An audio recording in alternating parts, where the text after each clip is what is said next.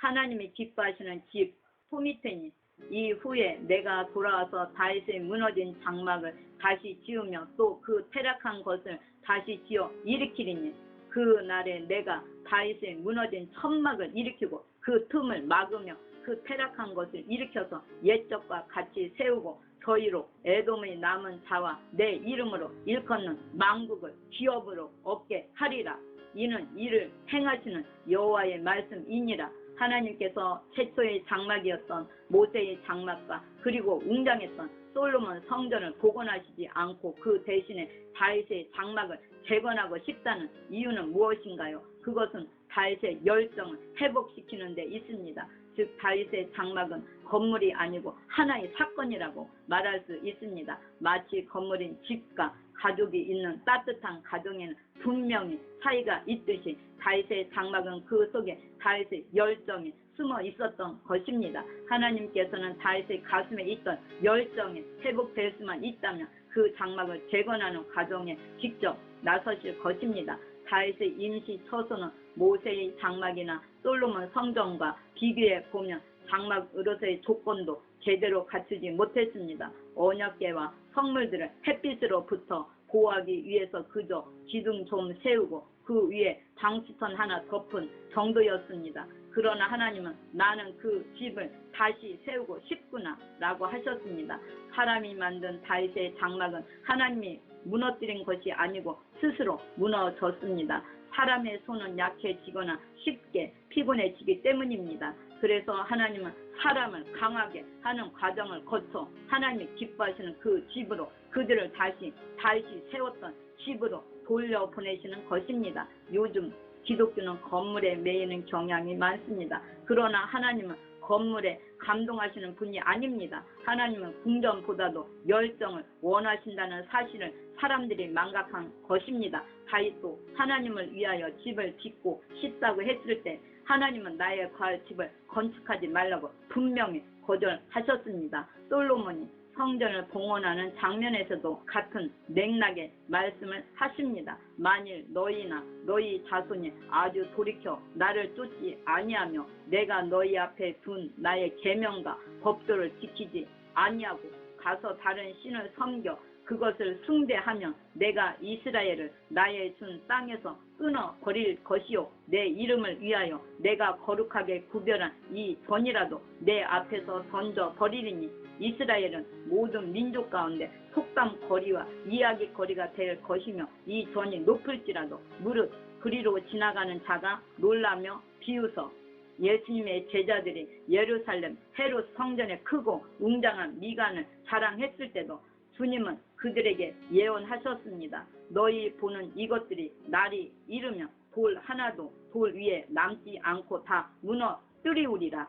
하지만 다윗의 장막에 대해서는 결코 그런 말씀을 하지 않으셨습니다. 오히려 다시 세우시며 복구하며 보존하도록 하셨습니다. 그것은 건물보다는 그 장막에서의 추억, 하나님께서 인간들과 만나셨던 그 감격, 즉 인간과의 만남을 귀중하게 생각하신 것입니다. 우리가 하나님과의 만남을 원하듯이 하나님은 당신의 자녀들의 인간과의 만남을 그토록 원하신다는 사실입니다. 하나님은 시장을 찢으시고 시간과 공간을 넘어서 당신의 자녀들을 만나러 오십니다.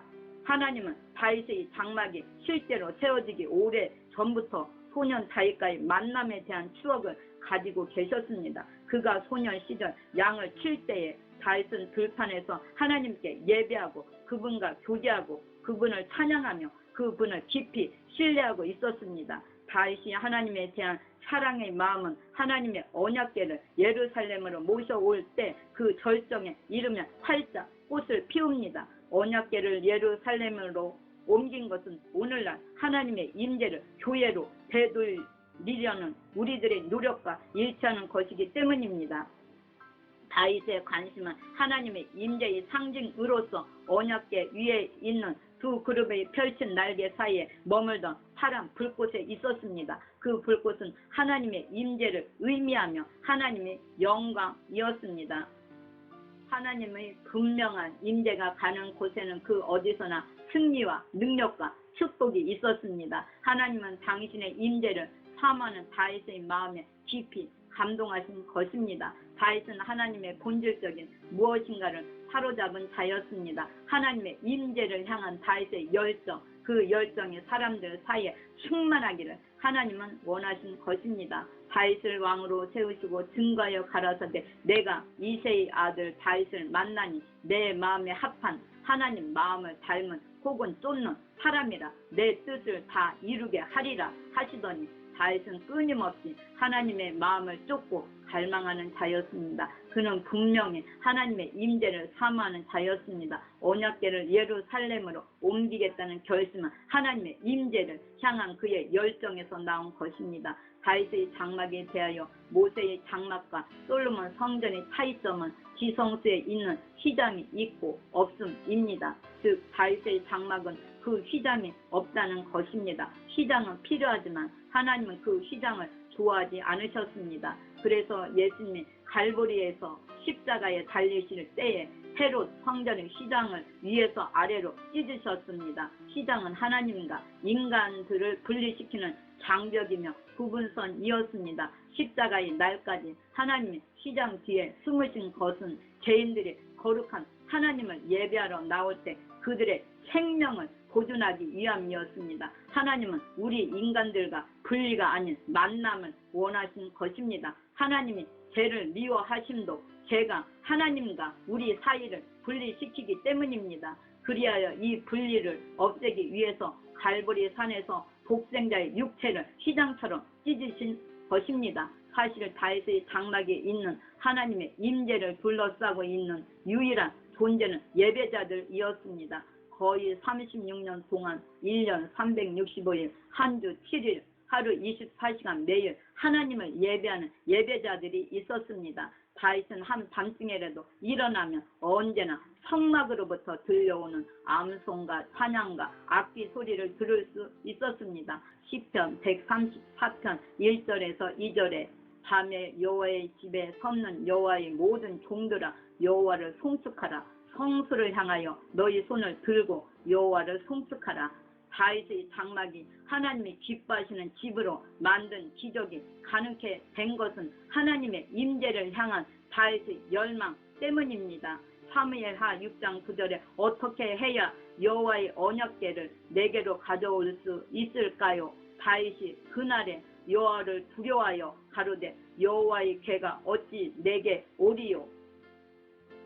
다윗은 이 한 가지 열심에 자신의 전 존재를 걸었습니다. 한때 목동이었던 예배자 다윗은 두려움과 죽음을 무릅쓰고 휘장의 경계선 너머로 하나님과의 친밀함이란 영역으로 새롭게 다가섰습니다. 그리고 예배에 대한 그의 개념이 모두 바뀌었습니다. 곱개를 메고서 수십 킬로를 걸어서 마침내 녹초가 된 레인들은 다윗이 만든 임시 장막에 도착했습니다. 그곳에서 그들은 하나님의 불꽃을 바라보면서 하나님을 위해 예배를 드려야만 했습니다. 지금도 하나님은 땀을 흘리는 열정을 가지고 당신을 사모하는 그런 자녀들과 함께 만나기를 원하십니다. 우리가 아무리 아름다운 성전을 지었어도 그곳에서 하나님과의 만남이 없으면 무의미합니다. 하나님이 다윗의 집을 재건하신다는 말씀은 우리가 성령님을 모시는 능력을 상실했기 때문입니다. 하나님은 당신의 자녀들과의 관계에서 친밀감을 갈망하십니다. 그분은 사람들의 손이 예배나 중보 기도를 통해 하늘문을 붙잡고 있기에 너무나 지쳐서 약해져 있기 때문에 오늘도 다윗의 장막을 재건하시고자 하는 것입니다. 이 향기에 젖은 손잡이, 소위 좋은 교회들의 예배 모임, 좋은 찬양, 그리고 좋은 설교가 많이 있습니다. 그러나 무엇보다도 중요한 것은 하나님께서 그분의 현영 가운데 또는 생생한 영광 중에 직접 임재하시고 나타나시는 것이 중요합니다. 하나님이 자신이 주인공으로서 당신의 현영과 당신의 영광이 교회 안에서 뚜렷하게 나타나야만 합니다. 그 밖의 것들은 하나님의 임재를 위한 조연일 수밖에 없다는 사실을 분명히 알아야 합니다. 하나님의 영광은 영적인 일이므로 과학적인 증명이나 수치적인 검증이 필요치 않습니다. 그 대신에 하나님의 임재가 다가오고 있음을 느끼는 일종의 내면적인 느낌입니다. 그래서 하나님의 임재가 다가올 때 우리는 경험이 부족한 달리기 선수처럼 방황하고 불안하여 잘못된 결승선을 향해 달리다가 상을 받지 못하는 결과를 초래하기도 합니다. 변화산에서 베드로는 비몽사몽간에 모세와 엘리야가 예수님과 함께 영광의 구름 가운데 서 있는 것을 봅니다. 베드로는 초막을 세우자고 주님께 제안합니다. 그는 모세와 엘리야를 예수님과 동격으로 여기듯이 말했습니다. 그때 하나님은 베드로의 말을 중단시키고 제자들의 인간적인 관점을 고쳐주셨습니다. 이는 나의 아들 곧 택함을 받은 자니 너희는 저의 말을 들으라. 누가복음 9장 35절. 그러는 모든 것들이 사라지고 오직 높임을 받으신 만유의 주님만이 보이셨습니다. 우리는 베드로처럼 자주 잘못된 결승선에 멈춰 섭니다. 우리의 몸만 흥분해 있기 때문입니다. 우리는 하나님이 자신을 드러내시는 중간에 끼어들어서 그분의 임재의 첫 번째 징조를 기념하겠다는 모래성을 쌓으려 합니다. 우리는 여기 있는 것이 좋사온 일을 연발하느라 내가 그곳에 너와 함께 하기를 원한다는 하나님의 음성을 듣지 못합니다. 그저 좋은 예배, 좋은 찬양, 좋은 설교를 원하는 것만으로는 충분하지 않습니다. 우리는 하나님 그분을 만나야 합니다. 우리는 진정으로 예배 중에서 하나님 그분 자신을 만나야 합니다. 예수님은 미지근한 라오디게아 교회에게 이렇게 말씀하셨습니다. 볼지어다 내가 문 밖에 서서 두드리노니 누구든지 내 음성을 듣고 문을 열면 내가 그에게로 들어가. 계시록 3장 20절. 성령님은 교회의 문 앞에 서서 다윗과 같이 성령의 강한 임재를 위해 장소를 예배하는 사람이 있는지 찾고 계십니다. 예배자들이 손을 높이 들고 천국문을 열기를 소망하는 장소, 그래서 주님의 영광이 임하여 머물 수 있는 그런 장소를 찾고 계십니다. 하나님은 계속해서 그분의 부드러운 노코 소리를 듣고 문을 열 사람과 교회와 도시를 찾고 계십니다. 성경은 주님을 문 앞에서 녹화하는 분으로 끊임없이 묘사합니다. 아가서에서 주님은 자신의 집 문을 두드리고 계십니다. 자신의 연인인 교회의 마음을 열기 위해서입니다. 아가서 5장 2절. 주님은 베드로에게 열쇠를 주셨습니다. 마태복음 16장 19절에 내가 천국 열쇠를 내게 주리니 내가 땅에서 무엇이든지 내면 하늘에서도 매일 것이요 내가 땅에서 무엇이든지 풀면 하늘에서도 풀리리라. 주님의 임재에 대한 열쇠가 우리 손에 주어졌기 때문에 우리는 천국 문을 열고 지옥 문을 닫을 권세를 받았습니다. 열쇠는 우리 손에 있습니다. 그러나 천국 문이 바리새인들의 전통처럼 사람들의 전통에 의하여 굳게 닫혀버렸습니다. 그럼에도 불구하고 주님은 우리 영혼을 사랑하는 마음으로 포기하지 않으시고 자신의 집 앞에서 문을 두드리십니다. 그러나 하나님과 약혼한 연인이요 신부인 교회는 지금 너무나 안일해져 있습니다. 교회는 귀찮기 때문에 문 열기를 거부합니다. 내가 옷을 벗었으니 어찌 다시 입겠으며 내가 발을 씻었으니 어찌 다시 더럽히랴마는. 아가서 5장 3절. 하나님과의 친밀한 사귐에 대한 대가가 너무나 커 보여서 모든 것이 귀찮게 느껴지며 사랑하는 주님이 내 마음 문을 두드리셔도 우리 마음은 냉랭해지고 걸음은 느려져 마지못해 갑니다. 안타깝게도 노코 소리는 멈추고 맙니다. 마침내 우리는 깜짝 놀라서 솔로몬의 게으른 신부처럼 일어납니다. 그리고 문을 엽니다. 하지만 남아있는 것은 그분이 서 계셨던 자리에서 피어나는 향기뿐입니다. 내가 나의 사랑하는 자 위하여 문을 열었으나 그가 벌써 물러갔네. 그가 말할 때 내 혼이 나갔구나. 내가 그를 찾아도 못 만났고 불러도 응답이 없었구나. 이것이 오늘날 교회들의 슬픈 영적인 상황입니다. 오늘날 교회들은 지나치게 느긋해져 있습니다. 다윗의 아내 미갈처럼 스스로 마음을 닫아서 열매를 맺지 못하는 꼴입니다. 교회에 열매가 없는 근본 원인은 하나님과 깊이 있는 만남에 대한 대가를 지불하기를 거부하는 것입니다. 그 만남을 위해 예배가 겉으로 보기에 너무나 큰 대가를 요구하기 때문입니다. 그리스도의 신부된 교회는 왕궁에서 왕 없이 사는 것에 익숙해져 가고 있습니다. 교회가 첫사랑에 대한 열정과 갈망을 회복한다면 왕이신 주님이 궁전에 나타나시지 않는 한 결코 만족할 수 없습니다. 그러나 오늘날 교회들은 주님이 놓고 소리에 꿈쩍도 하지 않으면서 후덜거립니다. 아니요, 지금은 안 됩니다. 머리가 아파서요. 좀 기다리시면 안 됩니까요? 라고. 그러다가 우리는 하나님이 문을 두드리실 때가 아니라 문을 두드리던 놓고 소리가 멈출 때 깜짝 놀라는 것입니다. 사랑하는 주님이 더 이상 놓고하지 않으신다는 것을 깨닫는 순간 충격과 함께 제 정신이 듭니다. 일어나서 나의 사랑하는 자 위하여 문을 열 때 모략이 내 손에서 모략의 즙이 내 손가락에서 눈빗장에 듣는구나. 내가 나의 사랑하는 자 위하여 문을 열었으나 그가 벌써 물러갔네. 아가서 5장 5절에서 6절. 사랑하는 주님이 놓고 하실 때 성령이 비둘기같이 임하십니다.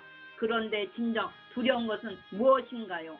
우리가 문을 열지 않는데 통해하는 예배를 통해 천국의 창들을 열지 않고 하나님의 영광이 우리의 세계 속에 들어오시도록 문을 열 마음이 없다면 우리에게 남는 것은 그분이 계셨던 자리의 향기뿐입니다. 물론 그분이 남긴 자리에서 향기라도 맡아서 행복해질 수 있습니다. 그러나 그것은 지나간 역사 속에서 우리가 주님의 임재를 발견하는 것만으로 만족하는 것입니다. 수동적으로 우리들이 부흥에 대해서 읽고 듣는 것으로만 만족하기보다는 이제는 적극적으로 직접 우리에게 나타나셔서 부흥을 주시는 그분을 만나는 것이 중요한 것입니다. 사랑하는 배우자인 남편이나 아내가 떠난 후에 베개를 끌어안고 그 사람의 채취를 맡으며 흐느끼는 모습이나 신랑이신 주님이 사라진 후에 그분의 흔적과 향기만을 가지고 만족하는 공허한 모습은 바로 오늘 우리 시대의 교회의 모습입니다. 누가복음 13장 34절에서 예루살렘아 예루살렘아 선지자들을 죽이고 내게 파손된 자들을 돌로 치는 자여 암탉이 제 새끼를 날개 아래 모음같이 내가 너희의 자녀를 모으려 한 일이 몇 번이냐. 그러나 너희가 원치 아니하였도다. 이 모습은 사랑하는 사람에게 거절당한 연인의 상처와 아픔을 담고 있습니다. 즉 하나님이 천연의 임재로 우리 가운데 오시는 때를 우리가 쉽게 놓치고 있다는 사실을 보여주는 것인데 그것은 바로 우리의 친밀한 예배와 교제를 말합니다. 우리 모두는 소경 바디메오의 정신으로 새로워져야 합니다. 바디메오는 예수님의 자비를 구할 때에 주위로부터 구박을 받았습니다. 그는 앞을 볼 수가 없어서 예수님을 만난다면 누군가의 도움을 받아야만 했습니다. 우리들은 때로는 삶의 분주함이나 안일함 때문에 잠시 눈이 멀게 되고 감각이 상실되어 하나님이 가까이 계심을 감지하지 못하게 됩니다. 그런데 내가 하나님의 임재를 볼 수 없고 느낄 수 없고 감지할 수 없을 때 바로 그때가 하나님의 임재를 느낄 수 있는 기회입니다. 즉 바디메오가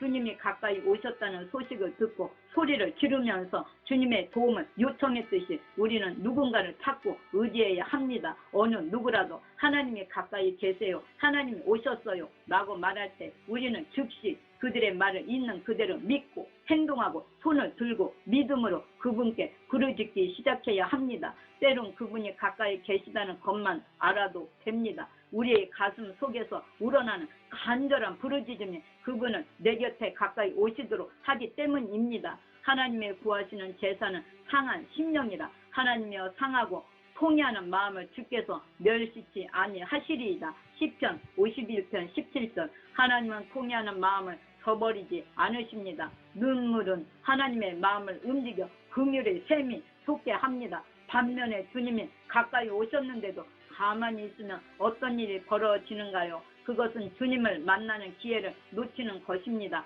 바디메오가 여리고시 외곽 길가에 앉아 구걸하는 소경이었지만 그는 간절한 부르짖음으로 하나님의 마음을 움직였습니다. 그러나 여리고 사람들은 주님의 방문을 알고 있었지만 주님께서 그것을 통과하시기까지 아무도 바디메오처럼 주님을 향해 간절하게 부르짖지 않았습니다. 그 결과 여리고 사람들은 기회를 놓치고 말았습니다.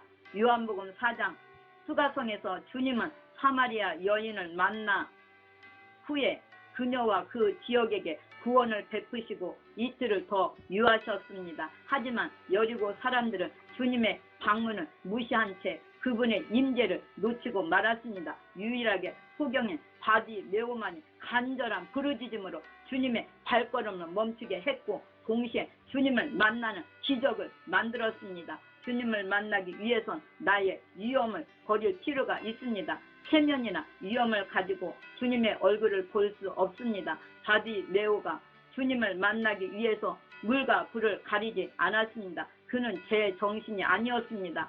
결국 그의 외침은 주님을 만나는 영광을 가져왔고 자신의 문제도 해결을 받았습니다. 우리는 어느 지점에서는 자신의 영적인 풍미와 교파라는 딱지도 떼어야 합니다. 그리고 주님이 가까이 오셨을 때에 다윗의 자손 예수여 나를 불쌍히 여기소서라고 외쳐야 합니다.